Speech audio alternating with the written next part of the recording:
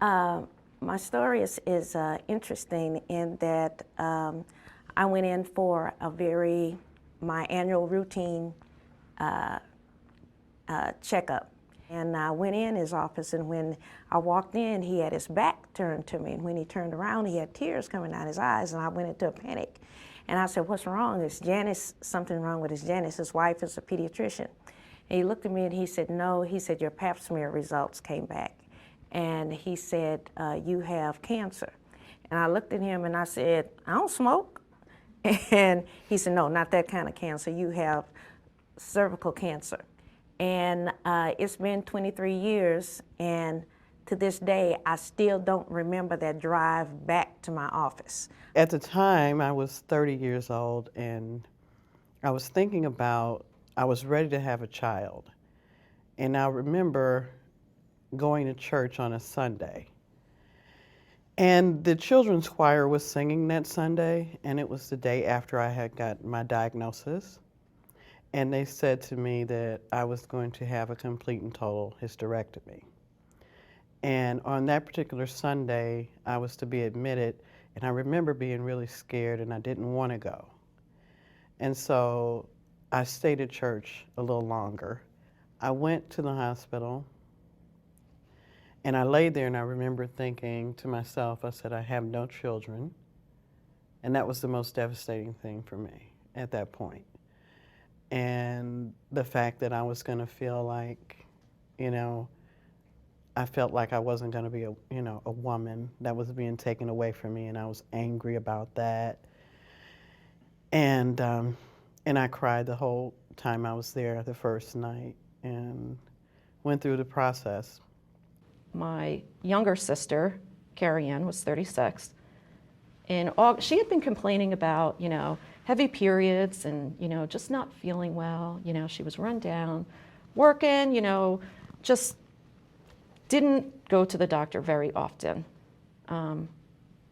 Ends up one night, in the middle of the night, she started hemorrhaging. So she went to she called the ambulance, went to the hospital, and they diagnosed her with stage 4 cervical cancer. She was diagnosed in August of 2007, and she had one chemo treatment, but her kidneys failed, couldn't handle it. She had some radiation treatments to shrink the tumor down. 3.5 months later, she died. She never went to the doctor. She never had her PAPs, and if she had, this would have never happened. I teach in a high school. I teach 9th graders. And my daughter taught 3rd graders. And I'm talking to teachers who we're finding kids experimenting with sex under the bleachers and all this stuff. Right. And here we have a vaccine that can eradicate it that nobody knows about. Mm-hmm. I just think it's so interesting that there's such a clamor out there for curing cancer, and this is one of the only things that we know that can really effectively prevent this deadly disease. More than 80% of the U.S. population has been exposed. We don't even know about men, and for anyone to deny it, that they've probably been exposed, it's just not true. First of all, it's amazing to hear everyone's story, and it brings back what I went through, and that was my wife was diagnosed cervical cancer day before she turned 43. It was something like your sister. It was very fast. She was diagnosed in September of 2001, and I lost her in February of 2002.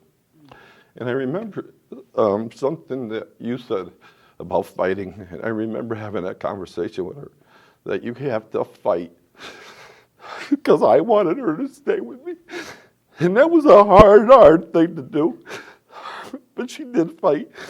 But she lost that fight, and I felt like I couldn't do anything, and I desperately wanted to do something. And so when she did die, I said, I'm going to do something to make sure that other people don't have to go through this. When I finished medical school, I thought back to the few patients that made an impression on me. and it was invariably the ones with cancer. It's very difficult and challenging sometimes, and obviously embarrassing to talk about your sexual health practices to a complete stranger. And so as a physician, I think it's important to be open, to be approachable, and to be proactive about broaching the topic with your patients. I was reading some materials on my flight here, and there's a survey that was done in America that shows that only 40% roughly of Americans have heard of the HPV virus, and only 20% know of its link to cervical cancer. So this is one of very few cancers that we should not be even talking about. That's great.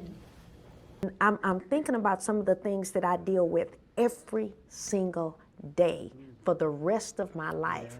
My medical care is above, in 23 years, has hit above the $2 million mark just for me. How many people could be vaccinated with just my care? Above 2 million. This is everybody. So I think that that's the key thing to remember, is that we're all in this together, and that I think that what I would like to see happen is that cervical cancer survivors and their family members have a really loud voice